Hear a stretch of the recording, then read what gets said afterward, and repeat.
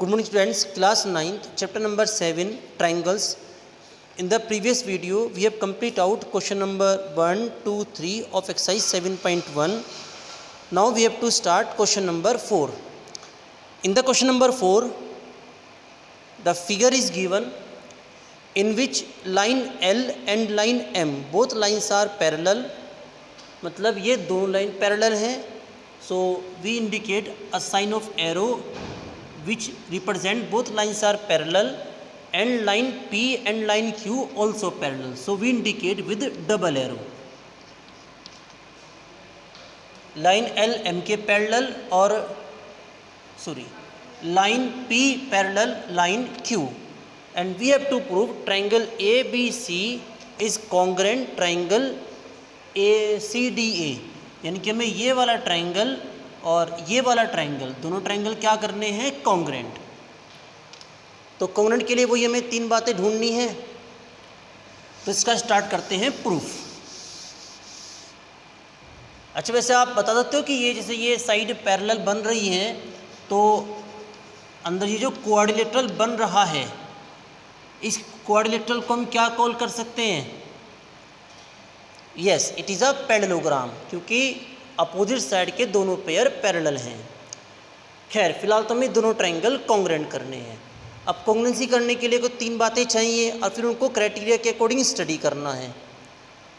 तो इन दो ट्राइंगलों में हम देख सकते हैं कि जो ये वाली साइड है AC है ना, ये वाली साइड तो कॉमन है ही. इट्स मीन ये वाली साइड इक्वल कॉल की जा सकती है दोनों ट्राइंगल्स के लिए. तो हमारे पास S तो मौजूद है. अब आपको दूसरा ढूंढना है क्राइटेरिया क्या हो सकता है, मतलब दूसरी कंडीशन जिससे मैं क्राइटेरिया बना सकूं, क्योंकि ये दोनों पैरेलल हैं, है ना. और इसको अगर मैं एज अ ट्रांसवर्सल लूँ तो आप देख सकते हो कैसी शेप बन रही है, Z. और इन द चैप्टर 6 हमने स्टडी करा था, जब दो पैरेलल लाइन हो और एक ट्रांसवर्सल उन्हें कट कर रही है और Z की तरह शेप बन रही हो, तो उन एंगल्स को हम क्या कॉल करते हैं? Yes, alternate interior angles. तो ये बन जाएगा एक एंगल. उसी तरह से जब ये दोनों पैरेलल हैं और ये ट्रांसवर्सल है तो Z इस तरह से ही बन सकता है. इट्स मीन ये दोनों angle also can may be alternate interior angles. तो ASA ये क्राइटेरिया यहाँ पर फिट बैठ रहा है. तो यहाँ तो तीन बातें बड़ा हमसे मिल गई हमारे पास. तो हम ट्राइंगल्स के नाम लिखेंगे. Triangle ABC and triangle CDA. इन दो ट्राइंगलों में पहले हम नंबरिंग करेंगे 1 2 3. क्राइटेरिया के अकॉर्डिंग आपको तीन बातें लिखनी है. पहले इस ट्राइंगल की, यानी कि पहले ए होना चाहिए इस ट्राइंगल का, मतलब हम ये वाला एंगल यूज़ कर लेते हैं. तो एंगल BAC इक्वल होगा एंगल DCA के. एंगल DCA के रीज़न क्या होगा? Alternate interior angles. आप पूरा लिखेंगे अल्टरनेट इंटीरियर एंगल्स. नंबर 2 क्या होगा? ये जो साइड AC है, क्योंकि ASA बन रहा था ना क्राइटेरिया, तो AC is equal to AC. Reason क्या है इसका? कॉमन. और तीसरी कंडीशन क्या बैठेगी? एंगल, यानी कि ये वाला एंगल इस वाले एंगल के इक्वल. तो angle BCA is equal to angle DAC. Reason क्या होगा? Same, alternate interior angles. तो क्राइटेरिया कौन सा बन गया? ASA and triangle ABC is congruent triangle CDA. Proved. आपको स्पेलिंग पूरी लिखनी है, alternate interior angles. I hope आपको क्लियर हुआ होगा. Just note down it. Okay तो student, question number 5. In the question number 5, figure is given and it is a figure. Line L is the bisector of angle A. ये जो line L है वो इस पूरे angle का bisector है. मतलब इस पूरे एंगल को ये दो इक्वल पार्ट में डिवाइड करती है। तो ये वाला पार्ट इस वाले पार्ट के इक्वल होगा।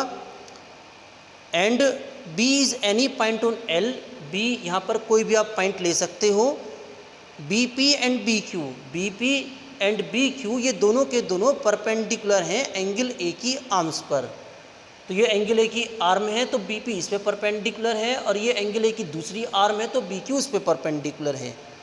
तो हमने गिवन में नोट भी कर दिया कि लाइन L एंगल A की बाइसेक्टर है और BP AP पे परपेंडिकुलर, BQ AQ पे परपेंडिकुलर, और हमें दोनों ट्रायंगल क्या करने हैं, कॉन्ग्रेंट। ये वाला ट्रायंगल और ये वाला ट्रायंगल। तो वही कॉन्ग्रेंसी करने के लिए आपको दोनों ट्रायंगल्स में 3 बातें सेलेक्ट करनी हैं और फिर उन्हें क्राइटेरिया के अकॉर्डिंग एडजस्ट करके देखना है। अगर एडजस्ट हो गई तो कॉन्ग्रेंट, अदरवाइज़ हम कॉन्ग्रेंट नहीं कर पाएंगे। तो सबसे पहले जो हमारे पास पॉइंट है, क्योंकि ये दोनों राइट एंगल ट्रायंगल तो हैं ही, तो राइट एंगल ट्रायंगल दिखते ही आपके माइंड में देखो RHS क्राइटेरिया आ जाना चाहिए। देखो यूज़ होगा या नहीं होगा वो एक बाद का कंडीशन है, लेकिन हम ऐसा सोच सकते हैं कि हाँ जब राइट एंगल है तो शायद ये RHS बन जाए। हमने इसको लिख लिया, अभी हम श्योर नहीं हैं। सबसे पहले ढूंढते हैं। देखो ये वाली साइड दोनों ट्रायंगलों में कॉमन है, तो इसका मतलब यो S है, S तो है ना। और वैसे अगर आप देखो तो ये 90 डिग्री के सामने वाली साइड भी है, तो ये हाइपोटेन्यूज भी हो सकती है, यानी कि ये भी। तो अभी हम कंफ्यूजन में हैं, अभी आगे सोल्व करते हैं। अब देखो एक आपका ये वाला एंगल हो गया, अब आप इसे एंगल की तरह भी यूज़ कर सकते हो, आर की तरह भी यूज़ कर सकते हो कि राइट एंगल भी है। अब या तो एक साइड मिलेगी तो RHS बन जाएगा, या फिर कोई एंगल मिलेगा। अब ये जो L है वो एंगल A का बाइसेक्टर है, तो इट्स मीन ये जो दो एंगल हम देख रहे हैं, हम इन दोनों एंगलों को इक्वल कॉल कर सकते हैं। तो इट्स मीन ये वाला क्राइटेरिया तो बनेगा नहीं। हाँ हमारे पास एक एंगल और आ जाएगा, तो क्राइटेरिया कौन सा बनेगा, एंगल, एंगल और फिर साइड, यानी कि AAS, ये क्राइटेरिया बनेगा। तो हमारे पास 3 बातें मिल गई, लेकिन आपको जो ये वाली कंडीशन है उसके लिए थोड़ा पहले आपको ये वाली कंडीशन निकाल कर दिखानी है, तब ट्रायंगल्स कॉन्ग्रेंट करेंगे। तो प्रूफ की स्टार्टिंग कहाँ से होगी, we just note down proof, और इसमें लिखेंगे हम because line L is bisector of angle A, क्योंकि लाइन L जो है वो एंगल A का बाइसेक्टर है। So angle QAB, angle QAB यानी कि ये वाला एंगल इक्वल कॉल किया जा सकता है PAB के। अब हम दोनों ट्रायंगलों को कॉन्ग्रेंट करेंगे। कौन कौन से ट्रायंगल कॉन्ग्रेंट करने हैं, इतना करने के बाद हम दोनों ट्रायंगल्स का नाम लिखेंगे। ट्रायंगल APB एंड ट्रायंगल, देखो APB तो AQB, ये नेमिंग होगी ट्रायंगल्स की। अब इनमें 3 बातें तुमने नंबरिंग कर दी यहाँ पे 1, 2 एंड 3, और क्राइटेरिया तुम्हें पता ही था AAS, तो यानी कि यहाँ स्टार्ट करना पड़ेगा आपको ना, AAS तब पूरा होगा ये। तो पहले तो इस ट्रायंगल का लिखेंगे, तो एंगल P और एंगल Q ईच 90 डिग्री। फिर हम लिख सकते हैं angle PAB is equal to angle QAB। What is the reason, yes just proved. And number 3 AB is equal to AB। What is the reason, yes common. तो criteria बन गया AAS and triangle APB is congruent triangle AQB। दोनों triangles congruent हो गए। in the second part we have to prove that BP equal to BQ। अब क्योंकि दोनों triangle congruent हो गए और BP इस ट्रायंगल की एक साइड है, BQ उस ट्रायंगल की एक साइड है, तो हम बाई CPCT इसको प्रूव कर सकते हैं। क्योंकि जब दो ट्रायंगल कॉन्ग्रेंट हो जाते हैं तो बाई CPCT उनके कोरस्पोंडिंग पार्ट्स इक्वल।